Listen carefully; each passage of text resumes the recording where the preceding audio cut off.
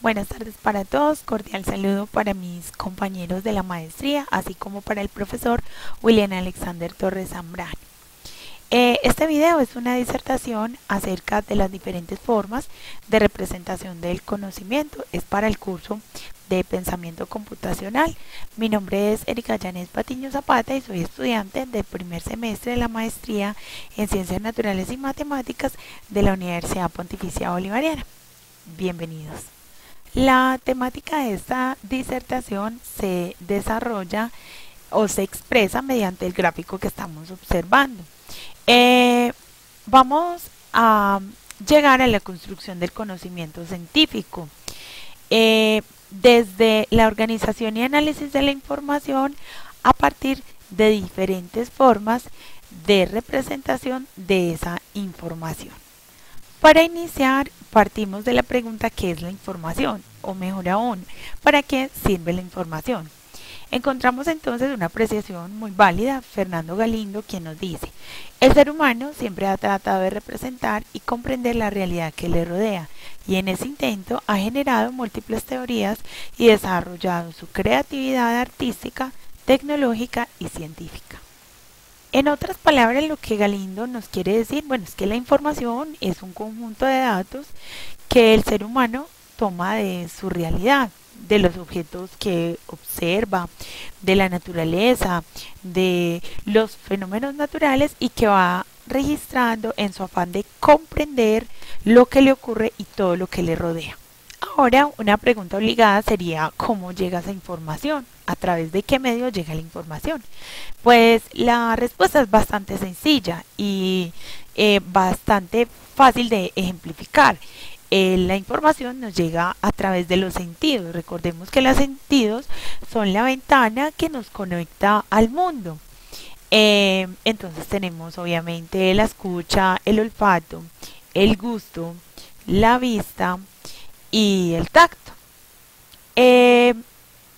Son nuestro canal, es nuestra conexión al mundo, a lo que nos rodea y que nos permite vivenciar los hechos que ocurren a nuestro alrededor.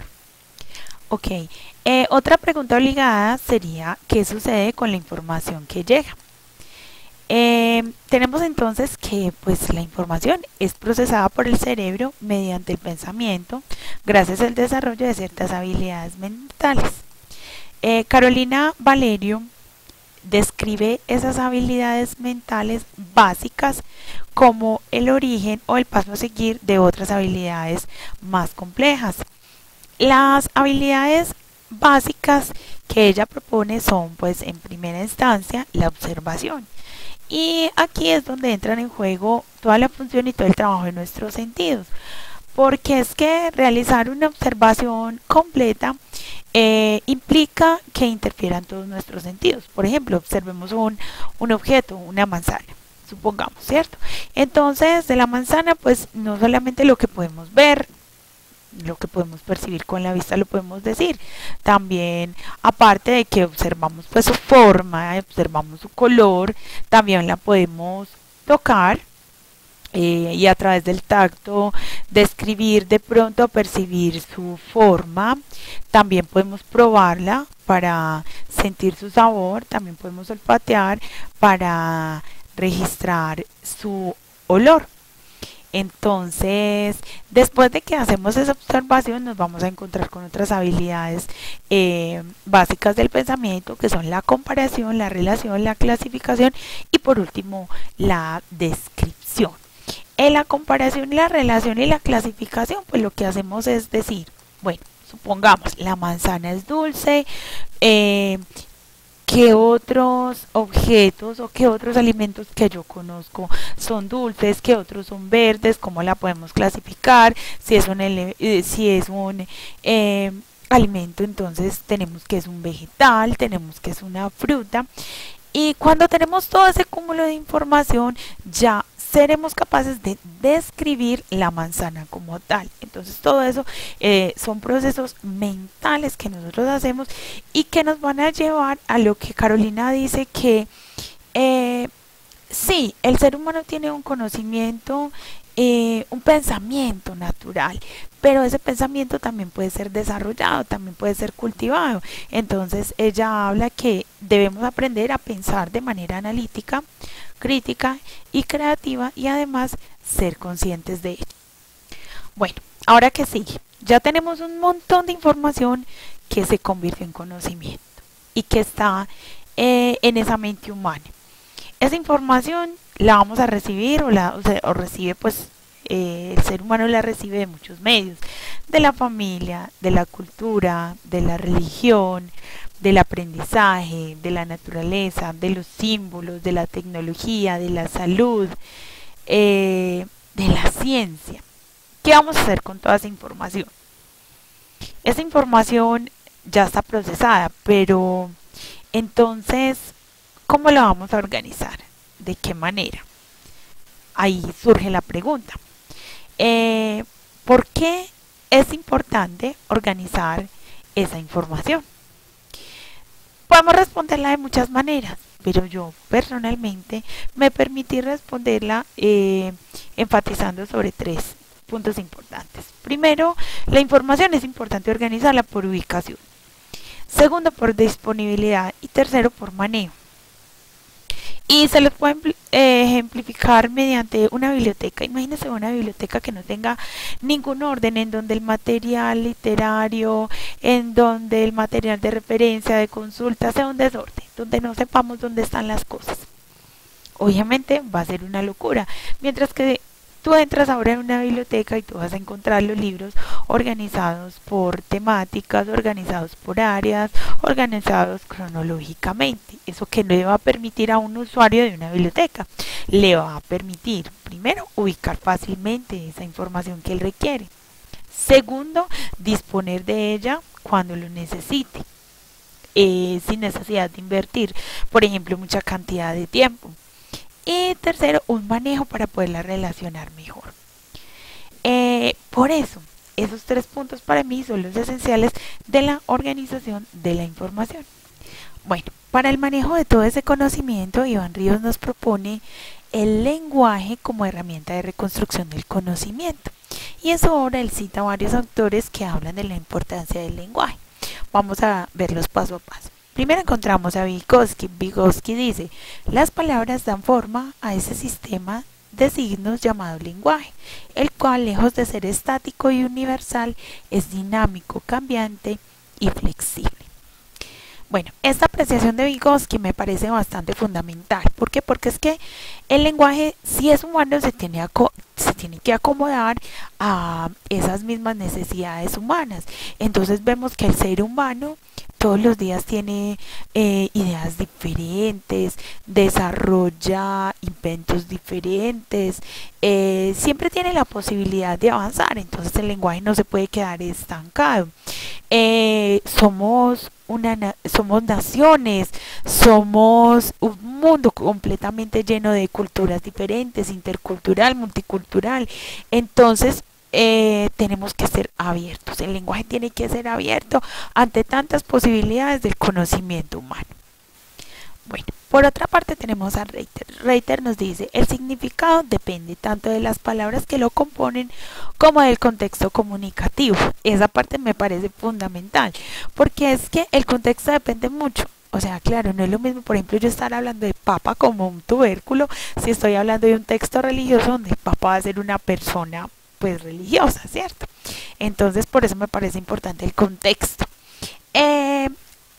También tenemos a Mellin. Mellin nos dice, el lenguaje es el medio colectivo de comunicación del pueblo y por tanto símbolo externo de su identidad cultural y nacional desarrollada históricamente. Bueno, ese históricamente brinda otro componente importante porque es que no era lo mismo el lenguaje de hace muchos años al lenguaje que tenemos ahora. Un ejemplo claro, nuestra colonización. La colonización de América dio cabida pues a múltiples cambios culturales. Antes estaban pues nuestros antepasados indígenas que tenían sus lenguajes, sus diferentes dialectos y pues con la llegada de los españoles se da el origen pues como al uso del castellano aquí en América. Y de pronto un ejemplo sencillito podría ser, bueno, la palabra hermosa, que ahora decimos hermosa, antes se utilizaba con el vocablo de fermosa. Entonces son evoluciones del lenguaje. Históricamente, socialmente, culturalmente, el lenguaje tiene muchas evoluciones y ese es otro componente que tenemos que tener claro. Y el más importante nos lo regala Danis, citado por Mellin, también que nos dice, el lenguaje no solo sirve de medio de comunicación, sino también de medio de pensamiento y conocimiento. El lenguaje no solamente sirve para la socialización con otras personas, para la socialización cultural, para el compartir con otras personas, sino que nos sirve como medio nosotros mismos para la construcción de nuestros propios aprendizajes, para la construcción de nuestros propios conocimientos. Entonces, estos son elementos básicos del lenguaje que me parece que tenemos que tener en cuenta. ¿Por qué? Porque es que el lenguaje va a ser la herramienta de organización de la información y del conocimiento que nos llega. A continuación, el grupo de geotecnia de la Universidad de Valparaíso nos presenta unas formas de organizar la información. Vamos a tratar de sintetizar las ideas principales de cada forma. Por ejemplo, en los esquemas encontramos que se organiza la información identificando ideas principales e ideas secundarias. En las tablas de datos la información se va a organizar con una estructura que nos va a permitir comprender mucho mejor la información. En los diagramas nos van a ayudar a plantear un problema, así como también nos van a ayudar a comprender el funcionamiento de un procedimiento. Los mapas de ideas nos van a permitir relacionar los elementos importantes de un tema. Las redes de contenidos nos van a permitir organizar la información jerárquicamente, obviamente, para comprenderla mejor. Los mapas conceptuales nos van a permitir desarrollar un tema de acuerdo a unos conceptos que se relacionan. Y los resúmenes nos van a permitir sintetizar la información teniendo en cuenta ideas principales. En esta diapositiva encontramos también algunas formas de representar la información, de representar datos, de representar cantidades, de representar de pronto la frecuencia con que se presentan algunos hechos. Por ejemplo, aquí vamos a hablar de la asistencia al parque mediante un gráfico de barras de ciertas personas. Entonces tenemos la asistencia de los niños, de los adultos y de las mascotas, de acuerdo a su género femenino, masculino, si es hembra o macho. Aquí vamos a encontrar de pronto las ventas de un almacén.